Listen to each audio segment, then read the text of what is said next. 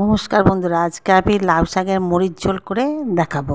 লাউ শাকের মরিচ ঝোল করার জন্যে ছোট ছোট শিম গোটা গোটা, আলু লম্বা লম্বা, বেগুন লম্বা লম্বা, কচু লম্বা লম্বা করে কেটে নেবো। লাউ শাকটা ছোট ছোট করে কেটে নেবো।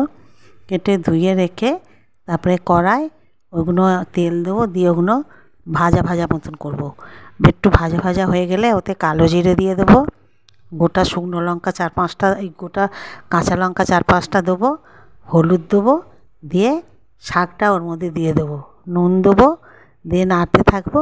শাকটা অনেকক্ষণ নাড়ার পর যখন দেখবো শাকটা বেশ কমে কমে এসছে, তখন মিষ্টি দেবো, দিয়ে নেড়ে জল ঢেলে বড়ি ভাজাগুলো দিয়ে ঢাকা দিয়ে দেবো।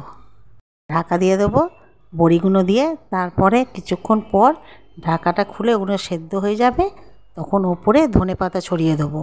অল্প রস থাকবে, মরিচ ঝোল মানে একটু ঝোল ঝোল থাকবে। তারপরে ওইটা নাবিয়ে ধনেপাতা দিয়ে নাবিয়ে নেব।